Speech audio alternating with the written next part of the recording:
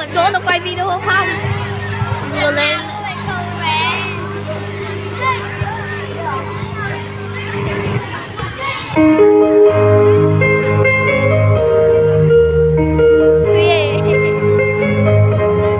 Edit video đúng ấy, nó quay 3 lần rồi mệt vậy.